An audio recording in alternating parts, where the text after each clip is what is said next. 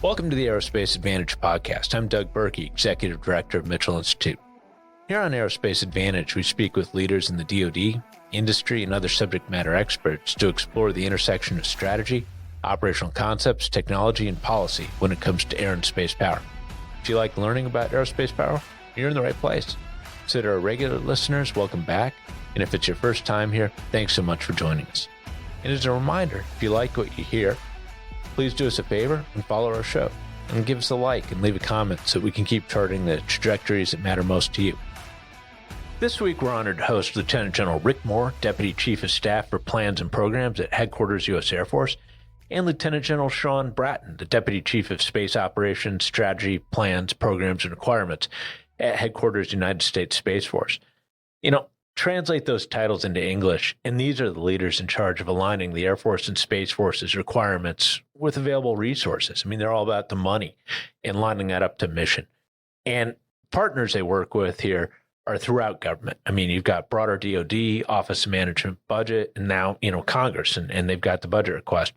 And the saying goes, no bucks, no Buck Rogers. So these two individuals are the linchpin to that effort.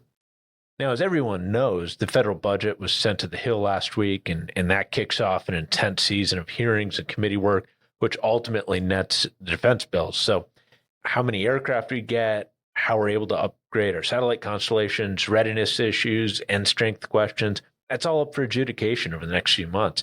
And that impacts the process of what national defense looks like in the out years so significantly. And so it's our honor to host General Bratton and General Moore to better understand what the services ask for and why. And so, gentlemen, welcome to the podcast, and thanks for your time today. Thanks. Yeah, glad to be here. Also joining me for today's conversation are our very own Lieutenant General Dave Deptula and General Kevin Chilton. They've both had time in the programming world, so they get the pressures in play here. And as always, great to have you on the podcast. Yeah, well, thanks, Doug. It should be a great session. And Shawn and Rick, as always, thanks for all you do. Yeah, Doug, thanks for leading us here today. And appreciate you, Shawn and Rick. I still have scar tissue from being a programmer, so God bless you for what you do for your respective services. Thanks, sir. Hey, glad to be here. It's always good to be back. So I'll kick things off if it's okay with you, Dave. Begin the discussion with the big picture, I think, would be best, and then we'll try to drill down into some of the details. Shawn, it's no secret the Space Force faces an immense challenge right now, as the service basically works to build a whole new architecture of satellite constellations. The adversary, and then you pair that with the adversary threat, new missions demand like moving target indications from air-breathing platforms to space. That makes this a tremendously consequential era. How do you see these challenges reflected in the budget this year? Yeah, sir. Thanks. And like I said, it's great to be back here with the Mitchell Institute. We've been busy and we continue to be busy. This is my first year in the job, and so I'm certainly on the steep part of the learning curve. But I'll tell you, General Saltzman's been clear, and his vision of enduring competition and what we need to get after, I think, is reflected in this budget. We need to continue doing the things that we've always done, and you see that in places, especially in missile warning, missile track investments, and we can talk in detail about those if you want, but also our need to get after this space superiority mission, really to pivot the force to that wartime capability we need, and we're starting to make some of those moves, and you see that reflected in parts of the budget. So we're excited about where we are. There's certainly a lot more work to do for the force.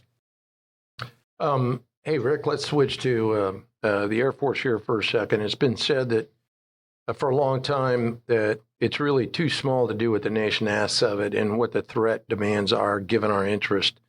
Our geriatric fighters are aging out fast, so there's a drop in capability at a time when threats are on the rise. And I know everyone in the service wants more new iron faster, but the money is what it is, and you're assigned a bogey. So how do you articulate the risk in play regarding the need to modernize at scale when you're testifying in front of Congress?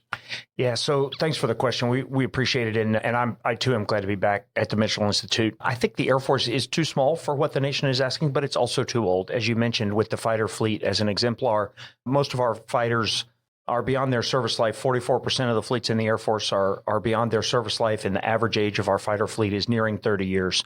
And so It's a challenge to help folks understand that keeping old equipment around is not just a problem with dollars. We do need to pivot dollars to the future, and we do need to pivot dollars to modernization. But really what we need is to get the airmen that are involved in fixing and flying old airplanes into the future.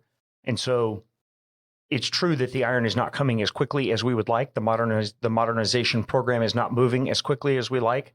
Part of that is because of restrictions against retaining legacy force structure, and part of it is because the Defense Industrial Base has done exactly what we've asked over the last 2 or 3 decades. They've gotten really lean and really tight, and so the production capacity is constrained. So we have to work through this. The fleet that we have, much of it will not go to China. And so we've got to convert ourselves and our airmen and our dollars to things that will. Thanks for that. Hey, Shawn, switching to the space domain, which is now recognized as a true warfighting domain, one of the first priorities for any warfighter in any domain is domain awareness, or as we used to call situational awareness, where the adversary is, how they're maneuvering, what we anticipate their intent to be, et cetera. And we live in an adversary now. Our adversaries are acting incredibly aggressive on orbit, with on-orbit terrestrial-based weapons and cyber weapons that are clearly aimed at denying our terrestrial warfighters the benefits they've always enjoyed from our key space capabilities. And I was wondering if you could talk a little bit about how this budget looks to enhance space domain awareness. Yeah, thanks, sir. I'll tell you, there's a couple things going on in this budget, and it all goes to one of the tenets of that enduring competition, which is avoid operational surprise, just like you described. Mm-hmm. We got to understand what's happening in the domain, and you well know the scope of the area that we got to observe to understand what the adversary is doing. What activities are occurring in the space domain is pretty significant. So we continue to invest and modernize our legacy systems. At the same time, we got to add some capability so we can really keep track of those high value assets or things that are of high interest to the commanders in the field. And so across the budget, you see just a little over $1 billion invested in the space domain awareness portfolio. There's some new investment there, and pretty exciting. There's some partnerships there with countries in the Pacific region where we're starting to really work with our allies on developing capabilities in this area. And so as we lay into the Deep Space Advanced Radar capability, or DARC as we call it, that's one of the newer capabilities that's part of that $1.2 billion investment from the Space Force. But also the maintaining of those older systems is just critical to us. And so we're excited about that. We're excited about the partnerships. We do think this increases our ability, probably not as far as we need to go in the space domain awareness. We certainly need, increased reaction time, increased investment in processing of all this data. And finally, it's just another area where we think there's an opportunity to leverage commercial capabilities. There's a lot of folks looking up in the sky, and if we can get access to that data and combine it with what we provide kind of internally to the Space Force, we think that's a stronger position to be in. And so there is some investment as well in the commercial enterprise to really get after what they're providing to us. Thanks, Shawn. Sounds like a win-win for the commercial as well as for our allies. It makes so much sense to bring them, both groups, into this critical mission area. Yes, sir. Absolutely. That's all in the partner to win line of effort, and we're all about it. Hey, Rick, with the Nunn-McCurdy breach of Sentinel this year, that obviously put more pressure on the Air Force's budget. Recapitalizing 2 legs of the triad plus nuclear command, control, and communications, not optional. It's an absolute imperative. So how does the service make room for these increased funding requirements? And I'm sure our audience would be interested in if OSD would offer any top-line relief in this regard. Yeah, so we'd be interested in that as well. Certainly the Nunn-McCurdy breach is an important thing that we'll have to work through with OSD. And the biggest of the impact of that, it was not in the 25 program. It will be in the 26 and out program. Much of it, because the bulk of what that centered around was the civil works side of redeveloping the missile fields, that may even be outside the 26 FIDEP. But certainly the biggest of those impacts will come as we build the 26 Palm. I don't know what OSD's perspective will be on this. I think that it is, as you said, a national imperative. We have not been given the choice in the Air Force about whether or not we're going to have a triad. And if we're going to have a land leg, we're going to have Sentinel. Minuteman III is simply not extendable, as most of the folks on the line know. It's a 10-year weapon system in its 51st year of life. So it's time for us to get to something modern that can although we would assert very strongly that Minuteman III is safe, secure, and reliable. We need to get something that can be maintained in that state with a heck of a lot less input from our airmen to keep it in tip-top condition. So we'll have to get to Sentinel. That will imply that trades will have to be made. We haven't identified yet the magnitude or the shape of the bill that goes along with the Nunn-McCurdy breach, but when we do, it will, as you rightly assert, have a substantial impact on the program. Thanks for that. So General Moore, General Bratton, I mean, readiness is obviously a huge priority for both services. Could you walk us through how you handle the need to fight tonight in this budget? I mean, especially as the Department of the Air Force is making the shift to great power competition, it's a challenge. It is a challenge. And what we were able to do in the 25 program was keep the foundational accounts, including the readiness accounts, from degrading beyond where they were in 24. So we were able to keep them at about the same percentage of funded requirements from 24 into 25. If you look at the rest of the budget horizon, though, 26 through 29, what you'll see is a profile in the readiness accounts. Some of them flat won't execute. The weapon system sustainment funding, I think, is a good example. It's funded at 87% in the budget year. Even if it were level across the FIDEP at 87%, we would lose 2% aircraft availability across the Air Force. But it's not level. It declines actually from 87% to 74% at the end of the FIDEP. And we don't have data for what happens to aircraft availability at that level because it's below what we saw in sequestration. So we were able to maintain the readiness accounts at the same level of funding in terms of requirements that we had in 24. But we have a lot of work to do when we open the books in 26 to make sure we can sustain that. Yeah, I think for the Space Force side, it's near and dear to my heart coming out of STARCOM.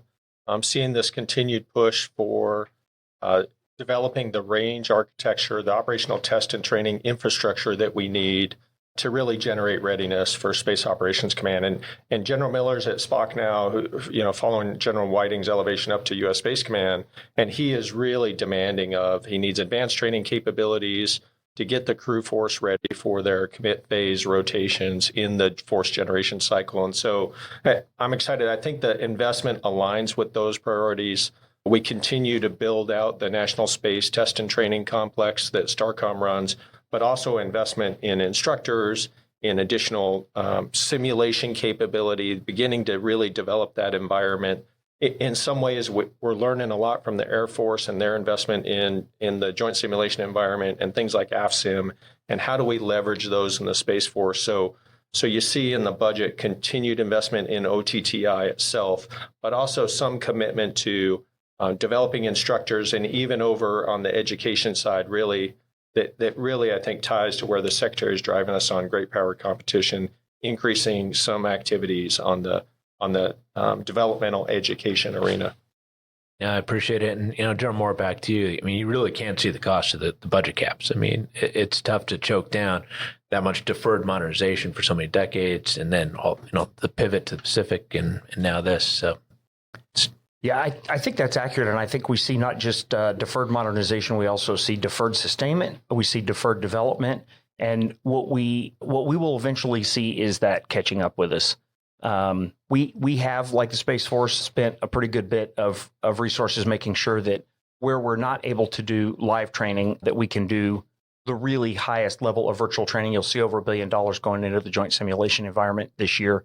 And there are a lot of things that we can train in the joint simulation environment that we will never train in open air, partly because of the density of threats required, partly because of the range space required, and partly because of the emissions that we don't want to cause. So there are gains in our budget, but we were not able to sustain all of the procurement that we intended to have in this round of the budget. We're short 6 F-35s, 6 F-15EXs, some MH-139s, and those are part of the modernized force that we are counting on in the event that we have to confront a great power. I appreciate it. Hey, Rick, here's another item that might catch up with us sometime. in a not too good way. There's been a perennial about 2,000 fighter pilot shortfall, plus those that we do have in service are pretty junior, which spreads our experienced pilots pretty thin. Does this budget get any closer to solving that challenge? So I think that challenge is largely being solved. You won't see the bulk of the solution in the budget, but Air Education and Training Command and General Robinson in particular put a lot of energy into this. And we've talked for a long time about UPT 2.5. We don't call it UPT 2.5 anymore. It's just UPT because it's been fully implemented. And now the next generation of UPT iterations is in work at Air Education and Training Command. So I think the fundamentals of the pilot training or the pilot shortage, I don't know that we've necessarily addressed those to the extent that will change the balance. We would like to do that. I think what we find is the ability to increase capacity has so many variables that all need to be addressed at once that it becomes a problem too big to work in one single budget cycle. But there is a lot of progress going on, and I think we'll see a continuation of that in the next couple of rounds. Thank you. Hey, Shawn, if I could go back to the manpower personnel side of the budget submission, back in the day, before we looked at this as a warfighting domain, we had a pretty thin force, and that's really all we needed to make sure that the satellites as were operating as designed and the ground crews were just checking them periodically to make sure there are no malfunctions that could be worked around. But now when you have an active adversary, it seems like there's a huge demand on training and increasing the skill sets to be able to defend those constellations and the new constellations that are being put up. There's a demand for intelligence to be able to assess the threat and predict enemy activities, not to mention the need to develop true warfighting skills for the offensive side of the element. There's only so much a small group of people, no matter how dedicated they are, can execute. How does the budget get after this new, what I would call new manpower personnel requirements? Yes, sir. I think there's two drivers that we face there as we think about that. One is in the force generation model. When I grew up as a space operator, we were just on console every day, all day. And anytime I was on crew or going into work, we were just on console working. And so there was no time set aside for advanced training activities. And we were able to do that because we weren't facing the threats that the crew force faces today. And so there's a demand signal for personnel on the Space Force generation model so that we have enough crew force that we can pull folks off the line to be able to increase their readiness and conduct those advanced training activities that they need to be able to do in wartime. And so there's a little bit of a requirement right at the squadron level on crew for more operators to meet that. And to make them effective, you got to have the cyber operators, you got to have the intel operations piece. And then there's also this new mission growth area. And so the development of new capabilities, the demands on the Space Force to move beyond just the traditional service provider of PNT and SATCOM is the other area. So there is growth in this budget year. I think 400 Guardian growth. We got to be careful on the service side that we don't try and bite off more than we can chew there. The throughput for basic training and with the Air Force's help for ROTC and the Air Force Academy, we got to really measure the amount of Guardians that we grow in any given year to make sure the training pipeline can absorb them. But we think we're in a good place. This 400 number is exactly what we're hoping to see and what we got. I think I'd expect to see continued small growth in the out years, and we'll sort of see how that unfolds. And then you also see investment in the instructors needed to bring those Guardians up to speed in the early part of their training cycle. Thanks.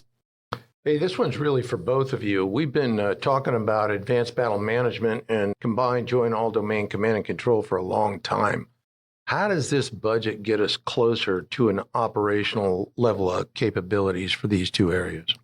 Yeah, I'll tell you, I'll start that and hand it to Rick because we are working hard on this and we're really hand in hand with the Air Force on this. The Secretary's push in the operational imperatives are reflected here pretty clearly on the Space Force needing to provide the infrastructure that makes the DAF Battle Network or ABMS, JADC2, that makes all of that work. And so we're working hard on the communication part of that, the Space Data Network. The Space Development Agency is just right in the middle of that and we had great launches this year with Tranche 0 going up. And so you see continued investment for Space Data Network, almost entirely in support of the other services, and in particular in support of the Air Force's concept for the DAF Battle Network. So I absolutely agree with Shawn that the Air Force and the Space Force are hand in hand here. And certainly neither of us will be able to accomplish our ABMS goals by ourselves. But I think a couple of things. First of all, we do have the first tangible instantiation of an ABMS product now. It's cloud-based command and control. It's online at the Eastern Air Defense Sector in New York. So ABMS is no longer a thing of the future. The first operational parts of ABMS are delivering, and they are being used on a daily basis. So I'm really excited about that. I'm excited that we've got some hardware in the field, and I'm excited that we've got some airmen ringing it out. The next thing is, in this budget cycle, I think the character of our discussion changed. There's been a lot of analysis as we get more insight into what a potential fight might look like. And so we've been able to move past a conversation of platforms and weapons, and we've been able to move to a conversation about what it takes to actually fulfill a long-range kill chain, all the way from sensing to shooting. And so with that analysis, we were able to see places where we have strengths in the long-range kill chain and places where we might have some gaps or some weaknesses. And the investment in this budget, such as it was, smaller than we would like for it to be, but certainly there was investment that we made, that went into the places in the long-range kill chain that it takes to be able to do an entire kill chain from one end to the other. And I don't mean to imply that we only have to do that once. Part of it was to be able to do that thousands of times in hundreds of hours, to be able to do it at scale. And I think the things that we would consider ABMS, several of the places where we invested in the long-range kill chain based on this year's analysis were things that are what we would characterize as ABMS. And really what it is the ability to move data to decision makers within the speed of relevance so that we can engage targets at the speed of relevance. Shawn, the idea of space superiority is an increasingly important imperative, given what our adversaries are doing to counter our advantages in space. And starting as far back as World War II, we've seen how air superiority is a key imperative for any successful joint operation, whether it be on land or sea. And I'd argue space superiority is just as important, if not even more so. I recognize it's a really sensitive subject to talk about, but can you comment on any of this, either with programs, training, constellation architecture, investments, or other focus areas with regard to the offensive side? Yeah, I'll tell you, I think General Saltzman points to this as really the number one priority as we work to pivot the force and deal with this warfighting domain. We think about space superiority, and usually you go to space on space kind of things, but the real way we're thinking about it is, how is the adversary using space to gain advantage against the joint force? How are they able to find and fix our ships and sailors, our airmen and aircraft that are out there in the field? The adversary is using space to find and fix those for targeting purposes.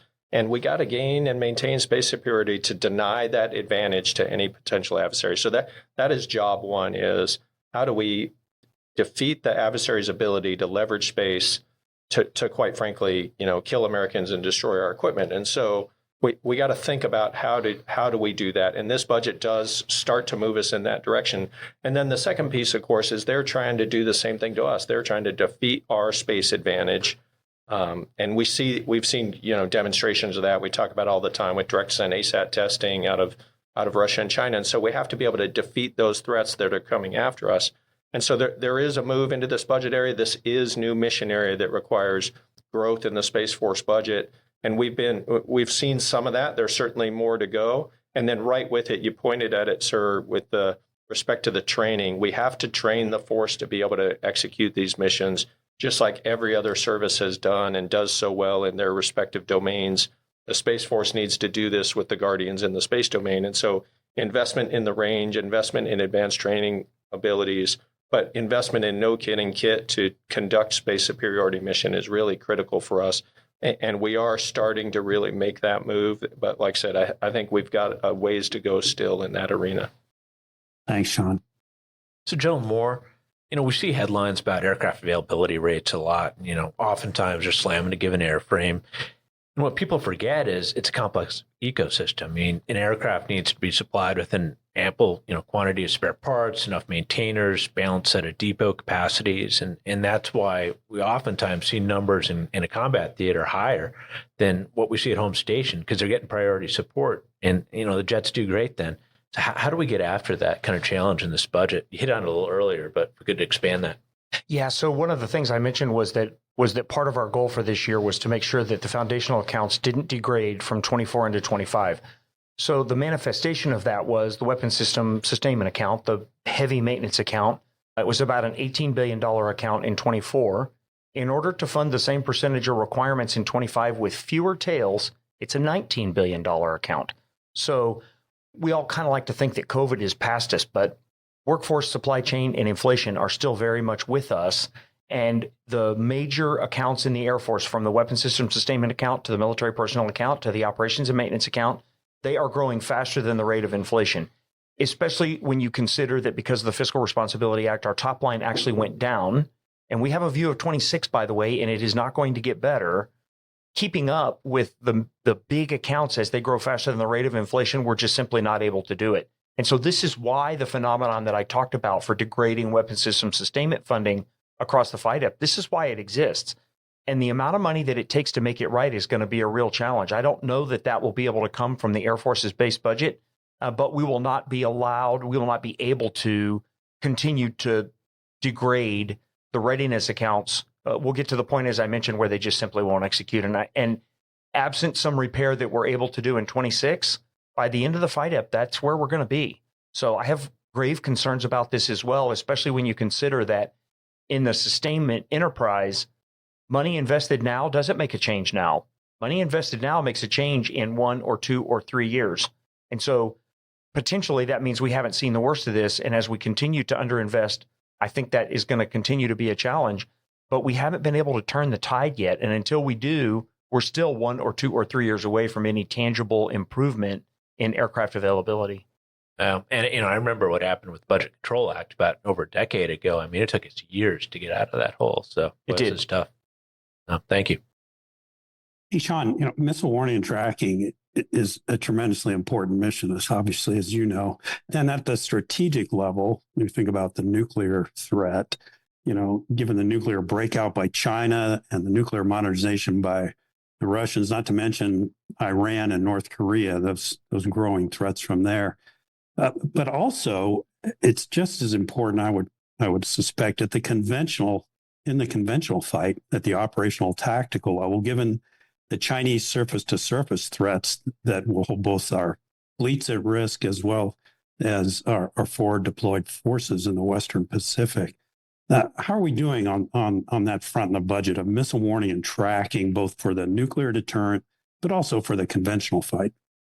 Yes, sir. I grew up as a missile warning operator in that, and you'll remember that pivot when we really went from strategic missile warning and we began to also do theater missile warning. So I'm an old alert guy from back in the day when we figured out how to use DSP in new ways. We're sort of in another pivot now. So, maybe the third era of missile warning where we add missile tracking into the mix. And so there's a huge commitment in this budget between missile warning, missile track, and SATCOM. Those are equally the two biggest portfolios that we deal with. Probably about 20% of the budget lives here. And the pivot you're seeing is to the more resilient, proliferated approach that SDA is leading us to with the development of their, Tranche 0, Tranche 1 architecture. And so, like the previous budget years, we maintain that commitment to this mission area. This is entirely for the protection of the joint force. And now with missile tracking, the ability to understand those advanced threats that the joint force is facing so they can defend against those things. And so a lot of money in the 25 budget year going to this, continuing what we saw in the previous years. And I think that, that will continue into the out years as well. And by advanced threats, Shawn, you're referring to some of the hypersonic technologies, the maneuvering vehicles that can hold our forces at risk. Yes, sir. Absolutely. Thank you. Rick, let me ask a related question. What about air and missile defense for our bases, especially in the Pacific? I know it's a complex issue, and it's not just about the Air Force. I mean, that mission was originally an Army function, but as an Air Force priority, if we really want to get it done, we're going to have to do it ourselves. So how are we doing? Yeah, so I'm not sure the only way to do it is to do it ourselves. I think there's been a lively discussion over the last couple of budget cycles about how this division is going to occur in the Pacific. And I think where the Department of Defense has settled is we, the Air Force, will do passive defense in the Pacific. In Europe, we're doing a few different things, but in the Pacific, we'll largely do passive defense, and then we'll do, if it's active defense, non-kinetic active defense, and good old-fashioned base defense from the ground with kinetic weapons. We think that the Army has been assigned that responsibility by DoD. They've been given some money to do it. It's not easily done, especially when you consider the kinds of weapons that will be coming in the mass that's associated with that. So I don't think it's as simple as just saying do it and then magically we're ready to defend ourselves from air threats. But we are working closely with the Army. They are working closely with us. And I think we'll head for a joint solution here that will make a lot more sense than either service trying to do it on their own. Yeah, that's great to hear. Thanks very much. Shawn, getting satellites up into orbit is step one when it comes to work in your domain. But this budget looks like the funding for launches has come down a bit. Can you speak to this decrease? Yes, sir. I don't think there's anything going on there other than we just had less demand in this budget year. I think we're buying 11 launches in this year. 4 of those are Space Development Agency launches. That's just sort of what we needed for this year, given the readiness of the programs to put those spacecraft up in orbit. And so, we're happy with the providers. There's great work going on in the launch business, and I think we're in good shape for this budget year.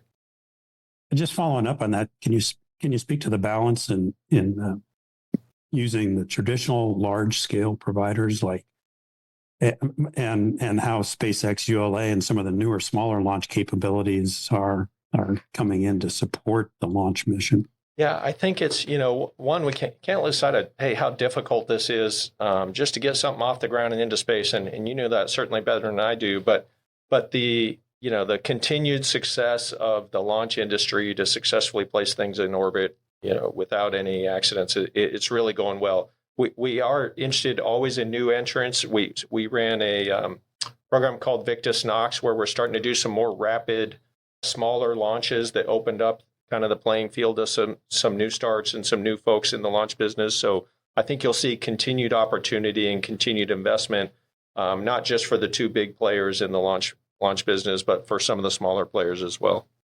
And some of these smaller launch providers, I would assume, give you an opportunity to move away from our 2 main launch sites, which are both on the coast, both vulnerable, to give you other options to put satellites in space. Is that a fair assessment? Yeah, that is a fair assessment. I think the resiliency of our launch infrastructure is something that, that warrants a look, that we got to pay attention to.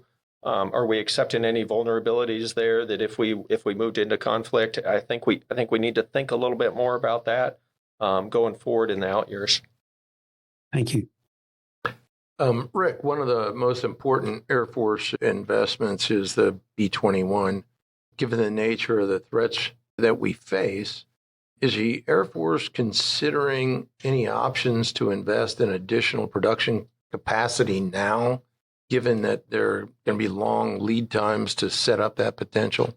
Yeah, so we're kind of in that phase. I would never say that the B-21 program is fragile. It's performing very, very well. It's in flight test. No complaints whatsoever, but we're not quite confident yet enough in the timeline for the aircraft exiting flight test. It is with the B-21, as you know, event-driven and not time-driven, that we're ready to start putting additional procurement dollars in. But when the time comes, we would like to get the B-21 as quickly as we can, and whatever we can afford to do to accelerate procurement of the B-21, you'll likely see us do it because, number one, it'll allow us to move away from the legacy platforms faster, and number two, a big increase in capability, as you certainly well know, to get the B-21 into the fleet. So we'll do that as expeditiously as possible. We're still in the kind of let's see how flight test goes phase, but there's certainly no indication that anything is happening other than the airplane performing very well in flight test. Thanks. Hey, Shawn, I know you worried a lot about the training in your last job, and you've already commented a bit on this, but I was just wondering if there was anything else you'd like to add in light of space becoming a warfighting domain with regard to personnel and training and assets for that, whether it be curriculum, instructors, schoolhouses, physical infrastructure, opportunities to train at the command and control level at the operational level of war, simulators, ranges. There's just so many things that we didn't really need before it was a warfighting domain, and now the list seems to just go on and on. Yes, sir. I think there's a couple things going on there that influence our thinking. One is that we have far greater interaction with the combatant commands today than we've had before, and you see that as we begin to establish the service components, the Space Force service components to each of the combatant commands, and we're not quite halfway through that process now, but we're certainly supporting U.S. Space Command, obviously, and then Indo-PACOM and EUCOM and CENTCOM. And that creates new demands on both training for Guardians and in understanding, interacting with the Joint Force.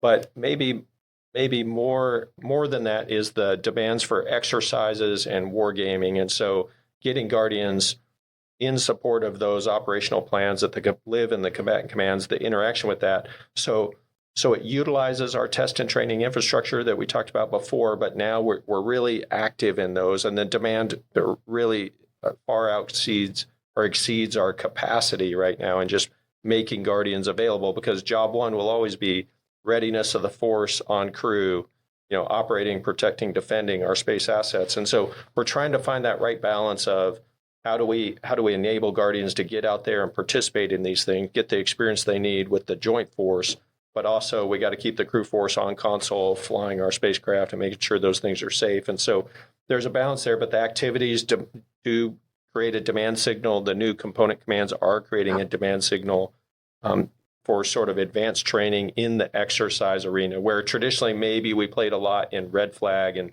sort of within the departmental exercises. We're really getting out there a lot more these days.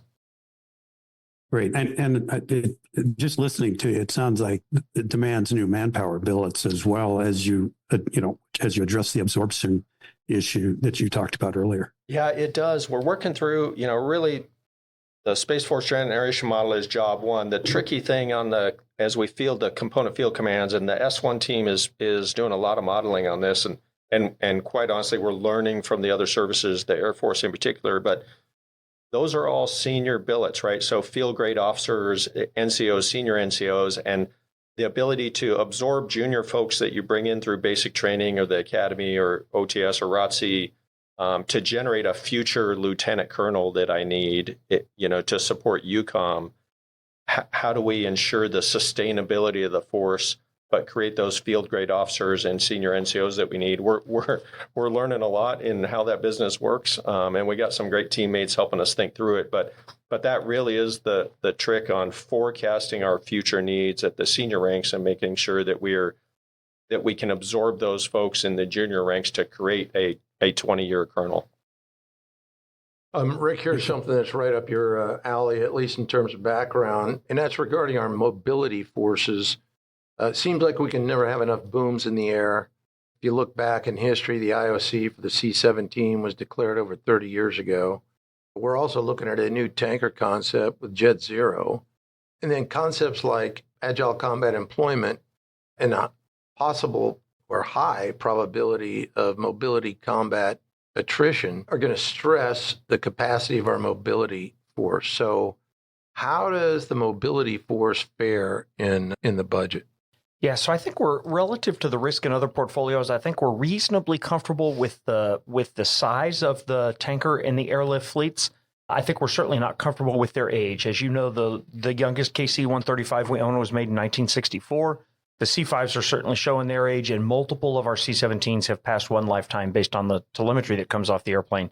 So we are looking at a next-gen tanker concept, but really the most important priority in the air refueling portfolio is continuous recapitalization of 135s. And AQ and AMC and the Secretary are working really hard to make sure that as the KC-46 contract reaches its end, we're able to continue buying some kind of tanker to continue retiring the KC-135s. We'll look to what comes next, and we are looking at the next generation air refueling system. There's about $7 million in the budget to continue an analysis of alternatives to look at in-gas And then NGAL, Next Gen Airlifter, is on the horizon as well. So we got work to do to make sure that we're able to get to the future. But right now, what is the most important thing, I think, is preserving what we have and continuing to recapitalize our oldest mobility assets.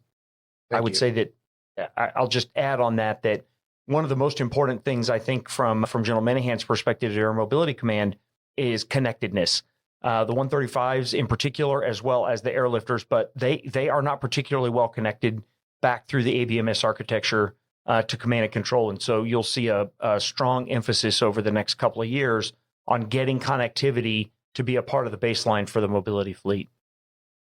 Shawn, Mitchell Space recently released a report championing the importance of space-based terrestrial environment monitoring. Weather is a foundational but often out-prioritized mission area as far as assets in space supporting the terrestrial warfighter. We all know DMSP is on its last legs with no plan B in the immediate future. Are we prioritizing the next gen solutions in this particular budget? Yeah, we sure are. I know from my days in the Air Force, certainly you all know every step brief starts with the weather brief and then followed by intel. And so easy for that to get lost in all the exciting things we're going on, but we have to continue to deliver these foundational capabilities, and weather is one of those. And there's a lot of people in the weather business, but the Space Force is in there too. There is work in this budget for the weather system follow-on, and I think some prototype work for the EO/IR weather system to the tune of a little over $100 million. And so we are focused on that. We know the Joint Force, not just the Air Force, but certainly the Army and the Navy are dependent on that weather information for their operations. And so I think you see commitment from the Space Force to keep after that. Thanks. And I think a lot of folks would mistake what we see on television, weather reports from pictures from space, mistake that kind of coverage is adequate for the terrestrial warfight when in fact it's not. They need much more precise information when it comes to looking at the environment. Is that fair to say? Yeah, no, that's exactly right. And also, the Joint Force operates globally, and we got to provide that information no matter where they are on the surface of the Earth, not just in the United States. And so important that we continue to invest in that area. Great. Rick, we all know, and we kind of touched on it earlier, that the Air Force is too small to meet the demands of the current national defense strategy. But at the same time, the Air Force doesn't have the TOA necessary to rapidly solve that challenge. So how are you approaching this quandary? I get it. Those of us who have been programmers get it. You got a top line. You need to balance the budget. But can you speak to the risk that this involves? I mean, and obviously things like multiple CRs and budget caps certainly don't help. Yeah, so one of the toughest things for us to work around is the CRs, as you mentioned. In the last 12 years, we spent 4 of those 12 years in CR. Twice since 1977, we've had a budget in normal order. We're simply giving time to our adversaries, and they don't have this problem. So we're very excited that the draft appropriations bill hit this week. But by the way, it's the last half of March. And so we've got to have budgets in normal order. For every month the Department of Defense spends in a continuing resolution, it costs $12 billion in buying power. It is anything but the way to run a government. Beyond that, it is true that the budget authority is not there for us to modernize as quickly as we would like. We would say that one of the most important things is that we put the budget authority that we have to the best use. I think you can look, speaking of the appropriations bill, you can look at the draft appropriations bill, and you see things like combat rescue helicopters that the Air Force neither asked for nor wanted. In fact, we specifically asked that they not be added to the budget. I don't know anybody else, but I'm not interested in flying around the Pacific in a machine that refuels behind a C-130 at 115 knots. That doesn't seem to me like something that's part of great power competition. And so it's a combination of using the money that we have in the right way, and then eventually we'll have to buy the Air Force that we want. And the Fiscal Responsibility Act, I think, by reducing our top line, has set back the modernization program. We understand that there are national needs that drive the amount of resources that can be dedicated to defense. So we understand that. There is, however, an impact on modernization. We're not complaining, but we are calling out the fact that our modernization program has slowed because of that. Yeah, I'll tell you, I'll just add to that. And Rick has helped me learn this. Like I said, this is my first year in the seat here and just a couple months in. And, a little bit maybe naivete even on my part on understanding the impact of these things as we're already starting on the 26 budget. We're waiting for 25, but really 24 is unresolved. And so the ability to plan those future years, which is our job, is and set the course for the services really impacted by the delays that we see in the CR. And, I think I walk in his office like, hey, how are you able to do this with so much uncertainty that is out of our control? And so, I think wisdom prevails on, hey, there's the reality that you got to deal with, but it sure is unpleasant. It sure makes our lives difficult. And I think it's, not the best way to execute the taxpayers' money. Well, if I can make an editorial comment, I think those last two statements are kind of the highlight of the challenges that you face. Maybe addressing a bit of good news, Rick. Collaborative combat aircraft are seen as a possible way to gain affordable mass. I believe there's about $160 million in the budget for collaborative combat aircraft. Does that keep you on track for the overarching CCA plan? It does, and certainly there's a lot more money behind that in the rest of the budget horizon, the rest of the FIDEP. So, and as you mentioned, the premise behind this is affordable mass. If you consider the size of the Pacific AOR and what kind of force will be required to confront an adversary, you will not be able to do that. You won't be able to build that mass if you're building with F-35s and B-21s and NGAD. Enter CCAs and the ability to bring the average cost of that fleet down dramatically. As you said, affordable mass. We're excited about these prospects, and although the first thing that we're looking at in the realm of CCAs is the ability to augment the shooters, there are lots of other things that CCAs can do, and we're excited about those as well. So more to follow on that and a substantial investment by the Air Force. What about munitions? It's a traditional build player, but I think the experience that we've seen in Ukraine has really driven home the need to gain and maintain sufficient stocks of modern capable munitions on hand. How's the Air Force addressing this? Yeah, I'm not, we talk about munitions being a bill payer. I'm not sure that that's the case. I think what we've seen is a pivot away from low-end munitions like SDB-1 and, just general purpose bomb bodies with GPU-38 tail kits on them towards advanced munitions. And not all of that is visible in the budget. So there's that. And I think just the fact that we've stopped procuring low-end munitions doesn't mean that we've gone there to pay bills. So I will also say that although we spend about $7 billion a year, about $35 billion across the FIDEP on munitions, advanced munitions are very expensive. What you will also see in this budget, though, is a pretty good bit of facilitization money to increase our capacity to produce weapons. We saw, as you mentioned with Ukraine, that when we wanted to surge, there was little, if any, surge capacity. So there's a pretty good bit of facilitization money coming in. We would like to put more. We would like to be able to build capacity, even though we know that we don't intend to procure off of it, so that we have the ability to surge. That has not played particularly well with Department of Defense, and it hasn't played particularly well with the Hill, but it's something that we'll continue to work on because we really do believe that we need to have some surge capacity. You will see a good bit of investment in munitions in this year's portfolio. Well, gentlemen, we are getting a little tight on time here, so I'll take the privilege here of asking one last question for both of you. If you had an extra dollar, or I think perhaps an extra pile of dollars, it sounds like is what you need, where would it go? Yeah, I'll tell you, I'll start with that one. Space superiority is the key. I mean, we've got significant investment in missile warning, missile track, significant investment in satellite communications, those things that the Joint Force needs, but we have to be able to defend those capabilities. And so I think that without a doubt, that is where the Space Force needs to go, and that's where those extra dollars would go for us. It's a new mission, and so I think we look forward to, hopefully look forward to growth in that area going forward.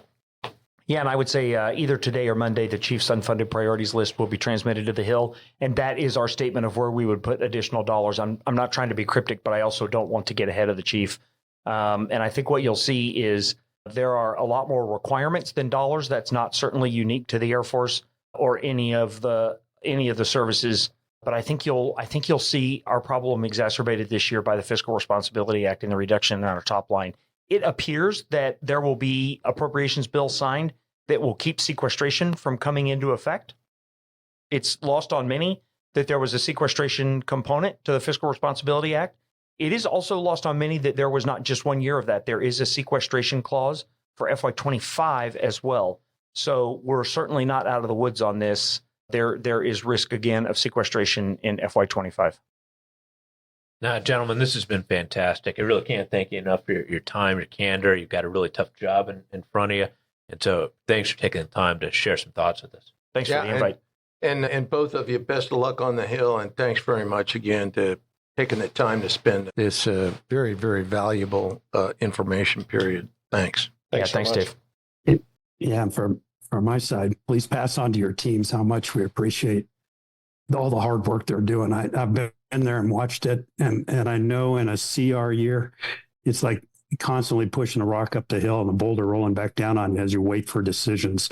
So please pat your teammates on the back there and thank them for all the great work they're doing for national security. We'll do it, General, and thanks for that. And with that, I'd like to extend a big thank you to our guests for joining in today's discussion. I'd also like to extend a thank you to our listeners for your continued support and for tuning in to today's show. And if you like what you've heard today, don't forget to hit that like button and follow or subscribe to Aerospace Advantage. You can also leave a comment to let us know what you think about our show or areas that you think we should explore further. And as always, you can join the conversation by following the Mitchell Institute on Twitter, Instagram, Facebook, or LinkedIn. And you can always find us at mitchellaerospacepower.org. Thanks again for joining us. We'll see you next time.